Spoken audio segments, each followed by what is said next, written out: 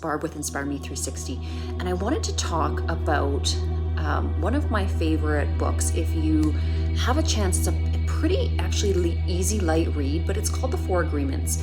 And one of the 4 agreements is actually the principle of do not make assumptions. Now, if you've watched some of my other videos, I did another video about the law of assumption. So this is a little bit different because, again, the law of assumption is to actually assume an outcome and really step into a character or a desired result that you want to see in terms of manifestation. Now, in this particular book, The 4 Agreements, one of the things that it talks about in terms of the masters of consciousness is that when we do not make assumptions about others, about events, about, really anything that we don't have all the concrete evidence about, that it is the highest expression of our consciousness. And what I mean by that is that we are in alignment, most accurately with the divine when we are not making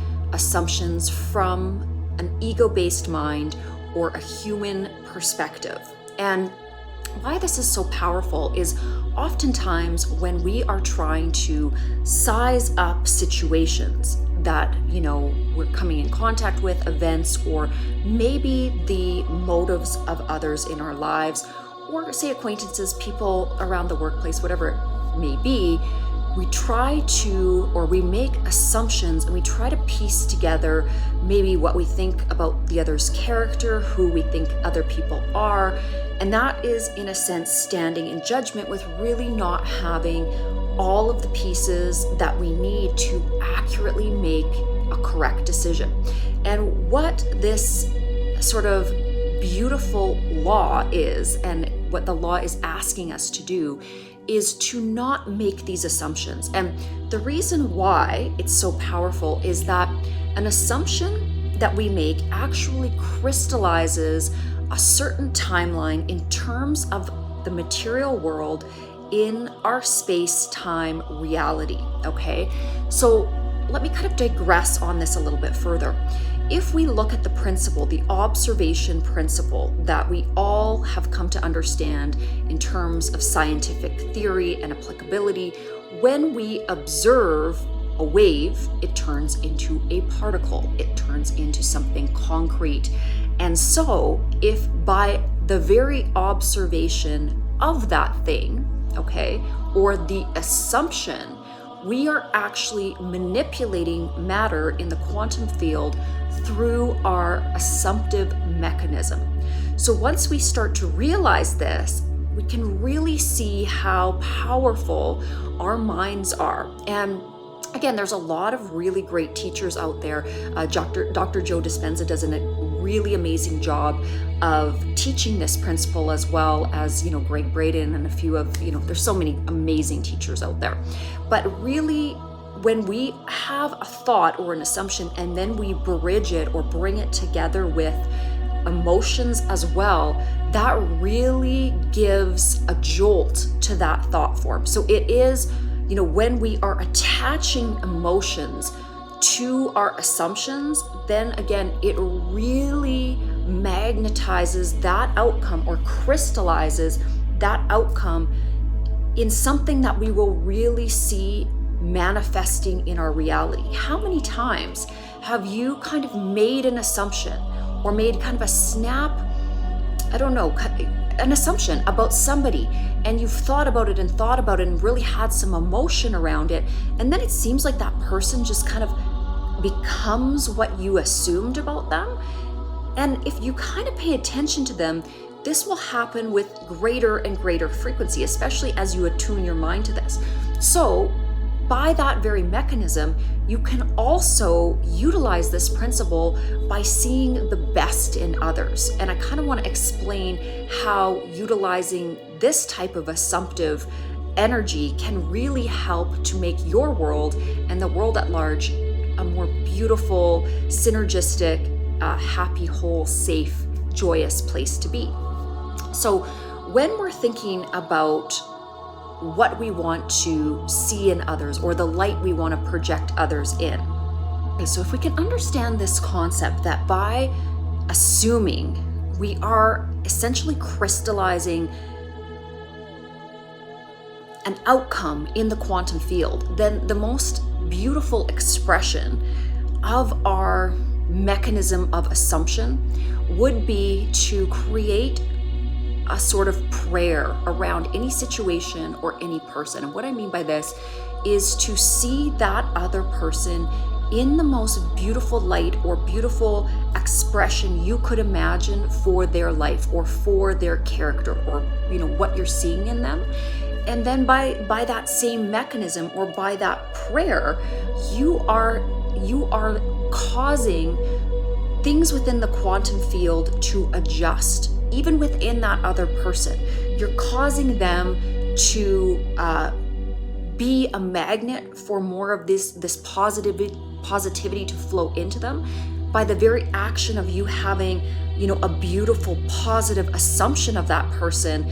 You are actively actually changing their minds in a beautiful way as well. You're actually shedding light into their consciousness about the highest expression that other person could essentially manifest as well. So this is a beautiful way to interact with others, and it's a beautiful way to use this, don't make assumptions law. Now, the law or the agreement that is talked about in the 4 agreements is actually that we make no assumption at all. So we refrain from assuming that we know the motives of individuals when there's certain circumstances or events. We are making no assumption about another's motives or who they are or what makes them tick, because of course, in a sense, we really don't know the answer to these things. There's so much complexity in even a human life that we can't know every single nanosecond that person has been alive or what they've experienced in their lifetime. So it's really difficult for any one person to make a full assumption of the other.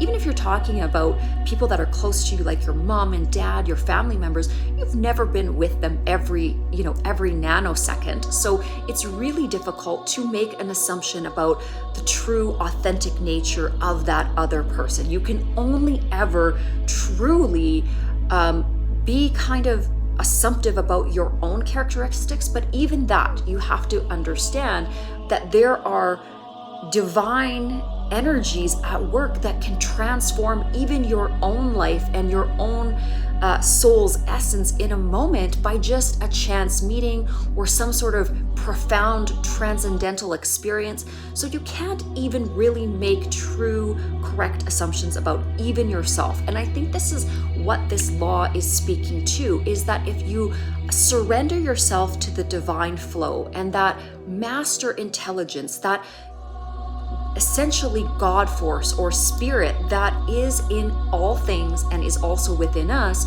we have to adopt this sort of flow mentality where we are, like a wave within the ocean. We are just part of the ever-pervading all that is, and we have to fall into a sort of trust in divine order and trust within ourselves that the world is a safe place. Because again, when we start to see the world as a beautiful, safe, lovely place, we are going to start seeing that show up. Now, there are going to be people that watch this video and say, well, what if somebody's in a war-torn country, or if they're in the middle of war, they can't just imagine the war away? And yes, to a certain degree, I would agree with that. When something is right in front of your face, you do have to take things at face value. But if there are instances as well where just having a positive outlook can bring people through the most terrible circumstances as well. So really having a positive mindset and seeing the beauty in everything, and not necessarily assuming the worst or assuming a negative outcome, can really safeguard our consciousness and our wholeness of spirit. And that's really, again, what I believe this very beautiful agreement and law that is being presented in the book of the 4 agreements. So something to check out and something that you might want to integrate. So what helps to crystallize or the causality of our thought forms and our emotions, which is the energy behind our thought forms, which really causes it to out manifest, is really the power of our thought and mind. And then remembering that we actually become exponentially more powerful as an individual being when we have positive outputs of our thoughts and emotions. And then, especially if you take that one step further, when we look at the collective, so when the collective mind comes together with really high vibrating, unifying thought forms paired with that energy of emotion, miraculous things can happen. And that's when we really see transformation on a global scale. So with this power that we all yield inside of us, that ability to make an assumption. And an assumption, again, is just us kind of from an imaginary standpoint trying to put the pieces together so that we understand what is out manifesting, or whether it is understanding another person, understanding another person's motivations, trying to see the full scope of what creation is or what our world at large is. We're constantly doing this in terms of a feedback loop as a human being, okay? So we do make a ton of assumptions all day long, every day. So if we could, as the Four Agreements teaches, to really make no assumptions at all, so to really just reside in this flow state, being very, very happy, feeling at peace in this safe, loving, warm, aspect of consciousness, then we would really get to that state of the true ascended masters. And this is a beautiful state to try to attain, and essentially the ultimate goal of ascension.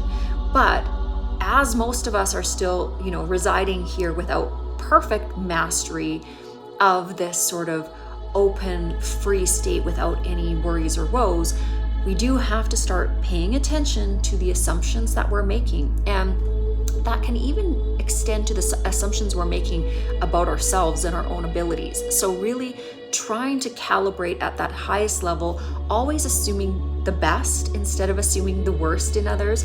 And even if that assumption of assuming the best is in the form of a prayer, instead of maybe a concrete idea, maybe it is more like a prayer or a wish for yourself, or a prayer or a wish for the other individuals that you're dealing with or the collective group.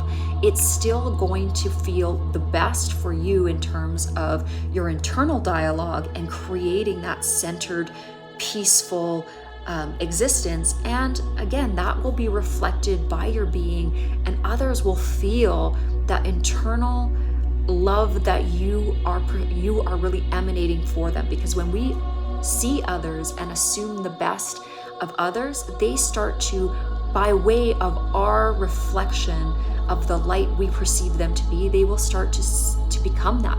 So it's a very powerful tool that you can use. It's something that you can do in a free way, so it doesn't cost you anything to spread this kind of positivity and love and light and show up as much as you can for the other individuals in your life in this way. And it also, again, when you see happiness emanating from others, it's going to be reflected back to you, and therefore it will continue to raise your vibration. And through this oscillation that we can have between all others, when we are continually lifting others up, making them feel bright and beautiful, and as the most perfect expression that we can see that they are in, it helps make our world a better place. So some of the things that can be a little bit detrimental if you are trying to put this into practice, and I'm not trying to be negative, because I think humor and laughter and joy are such important parts of creating this environment of love and light and extension of those principles. But one thing I do, or a few things that I do want to talk about, are some of the things that can prevent this sort of prayer extension or this assumption extension, okay? First would be sarcasm. If you are heavily ladening the dialogue that you're utilizing with others with sort of a negative sarcasm that seeks to kind of make fun of the other, or in a sense cast them in a negative light, even if you've wrapped it in humor, that still on some level, from the calibration of a thought form, will hurt the other person, even if they don't come straight out and say it.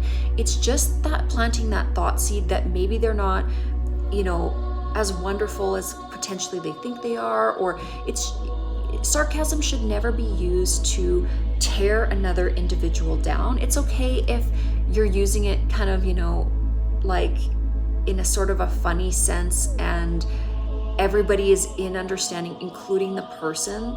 So maybe if that person sort of sarcastically makes fun of themselves first, but you have to be really careful of this as well, because oftentimes people that have a little bit of low self-esteem will almost kind of offer themselves up as, like putting themselves down first, because they almost assume other people are thinking that anyway. So I personally don't love sarcasm. I think that there's lots of things that can be joyful and funny, and ways that you can laugh and experience that really joyful calibration without tethering it to the cutting down of somebody else.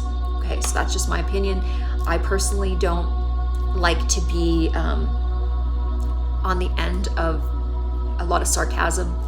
It doesn't make me feel uplifted. So anytime your dialogue doesn't make yourself or others feel this lifting up sort of sense, then again, I don't think it's the best dialogue that you can utilize. The other thing would be like directly negative criticism. I think there is a certain element of tough love where you can present another way of thinking about it to a person, but I think it should always be presented as, this could be another way of handling this situation. What do you think about that? Not attacking them, not criticizing them, not telling them that they're wrong, because there's nothing in the field or in creation that dictates that you are always right either, right? Even as a boss, with my companies, I know for a fact that I'm not always going to be in the right 100% of the time. I do sometimes have to make decisions based on being the boss, and sometimes those decisions turn out to be good ones, and sometimes they turn out to be not so good ones, and that's the mechanism of learning as you go as well. But if we can always stay away from tearing others down, being very, very critical, coming towards any kind of situation or things that we want to change with sort of an angry, sort of ego-based mentality, one that is meant to really make the other person feel small or stupid. None of these things are going to be very high calibrating ways of communicating. Having a lot of victim mentality layered in the way that you operate. So really bringing forth a lot of past examples, past hurts, things that that put you in a lower mental state. So really cycling through and focusing on things that were hurtful to you. It doesn't help to lift others up. I'm not saying you don't talk about things that were difficult. I'm just saying there's a time and a place for it, and you probably don't want to interweave it into every single thing that you do, or else again you're going to be kind of calibrating at this lower vibrational frequency. Try to stay as much as you can in the moment and make that output of what is in the actual moment really positive, really uplifting to others around you, and of an output that makes you feel joyous. It's always going to be circling back to how you feel. If you are cleaning your house and you're dancing around and you feel amazing in that moment, then that's the highest expression of beingness. And it doesn't matter that you're cleaning your house. It doesn't matter where you are or what you're doing. If you can be expressing the essence of your soul in its highest output, it fundamentally, you don't need to be, in a beautiful castle or on a beach. You can be expressing in that vibration anywhere, anytime. And that is really, one of the most beautiful lessons that you can learn, is that it emanates from you. You are the spring of that joy. So again, as we go throughout this next week, and something that we can integrate into our living attitude is just to assume negative, or to make those negative assumptions, less and less and less, to catch ourselves if we are in the moment making that negative assumption about others or even about ourselves, really trying to always push our calibration upwards, in this ascension towards a beautiful prayer for all of those around us, becoming essentially like a living prayer in terms of the way that we see the world around us. And again, just having a most beautiful week.